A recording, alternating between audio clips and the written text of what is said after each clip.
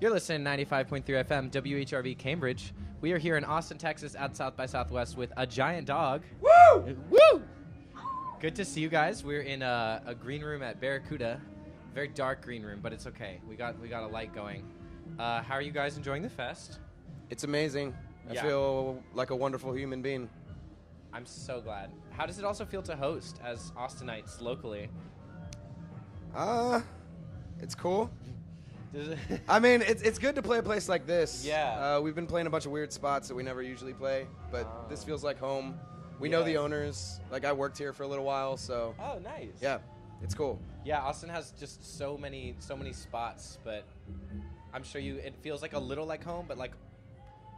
Not right now. Not right now. Yeah. You're welcoming so many people into the city. Yeah. I love Austin personally, but we saw you guys last night at your show where you opened for the New Pornographers and Spoon.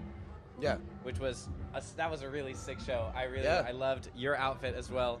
It was so awesome. And I kind of had a question about how do you guys feel about your live set informing your sound? Did you guys form in the studio? Did you do it essentially gigging all around the city or? Yeah, playing thousands and thousands of shows in Austin at like Beerland and just, as many shows as we could possibly do. We played 200 shows last year on the road.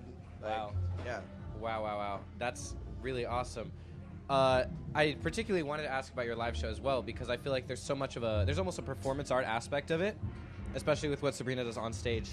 I kind of had a few questions for you, especially about that. So when you do, for example, for those who weren't at the show, last night Sabrina read a letter from the people organizing the show about not peeing on stage because you had been known to do that. When you pull essentially what some might call like a stunt like that, is it preconceived? Do you think about it before the show? It's like right in the moment? Yeah, I just picked up the set list and pretended it was a letter. Oh, there was no letter. Are you serious? Yeah. I love that. Are you interested in like performance art as well? Do you think about that, or is it just like attached so much to the music that you consider it a part of the music? It's really interesting that you would call it performance art because, and I don't talk about this a lot. I've buried this part of my past, but I actually went to college for performance art pretty much, like for writing and creating performance art and dance and vocal improvisation and stuff like that. Wow. That was a long time ago though. That's so we're both really into performance art-esque stuff. He likes Eric Andre. Oh, cool. A lot. Is he here? Is he at South by? I don't think so. I feel like he Probably. should be. Every corporation is here, so He's probably walking around in a horse costume. I saw Nardwar last night at Cheer Up Charlie's, which was hilarious. Yeah. He did a little pose. So I guess in that same vein, when you're performing, for example, this show might be a lot different than what you would normally do in Austin because it's just music critics, like people who are fortunate enough to have an official pass, you know? And it's daytime. Yeah, and it's like daytime shows and stuff like that. When you're performing, do you feel just the audience that you're essentially performing for, do you feel like you're trying to bring them on board with you, or is it more of a show that you're putting on that they can watch?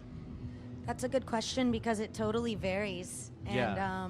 I think we prefer an audience that is on board with us and that's part of the show and interacting with each other and interacting with us. And during South by, we definitely don't always get that. Yeah.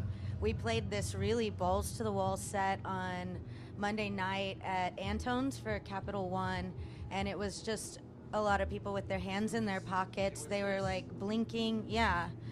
staring and blinking. Yeah. That's Like, come on, dude. Like, that's so yikes. I don't know. I feel like some people can gain a lot of power from the like exhibitionist aspect as well, though. Because I don't know. I feel like if I were to perform for like a group of 40-year-old like music corporate people, I would just go like all the fuck out because like, why not? and like afterwards, I was outside and people were just like, "That was amazing," and like, I was like, "Well, you have a weird way of showing it." Like, I feel that. I definitely, I like to, we like to perform our best show every show, no matter what, and better than the last. And it really didn't matter that the audience was so stiff and stale, but I felt like I was doing it to them. Like I felt almost guilty. Like I felt naughty. Yes. Like I was really.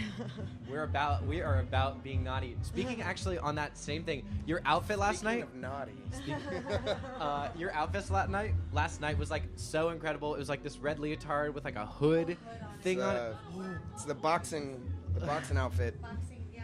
Yeah, I loved that. But I kind of had a question, because I hate being like, as a woman in female, like in rock music, 'cause that feels so gross. But like, no, we love it. Most of the crowd was like, I mean, like middle-aged men, kind of. And you said something about like, oh, girls are crazy. I don't know. I thought I would love to hear your perspective on what some people might view as like a sexual act versus self-expression, and how do you balance the two? Oh man, I'm actually towing the line a lot.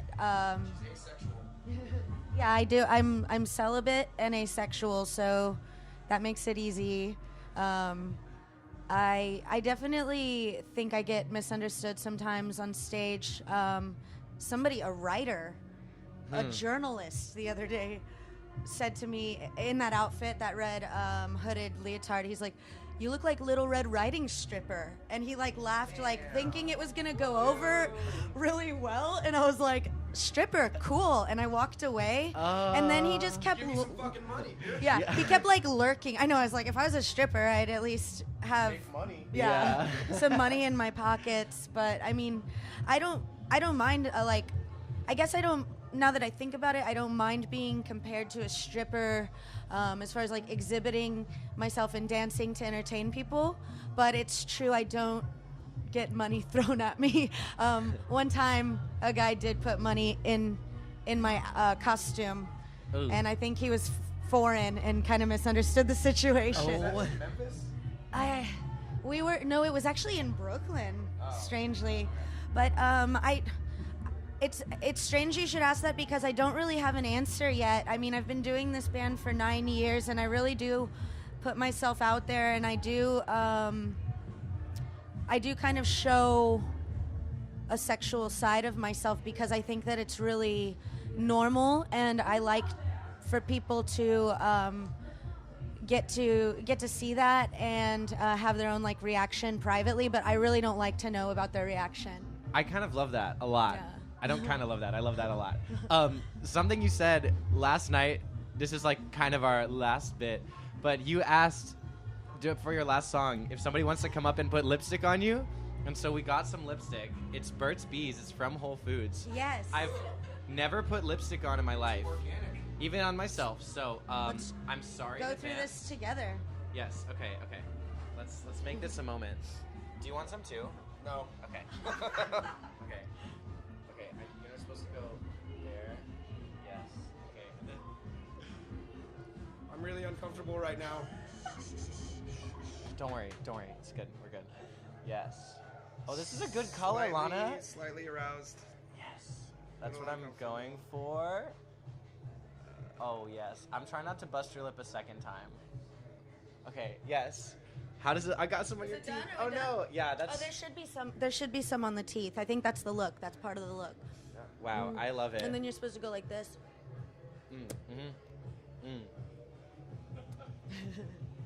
Well, that's all we have for you guys. Thank you so much for talking to us. We really appreciate it. You're listening to Harvard Radio 95.3 FM.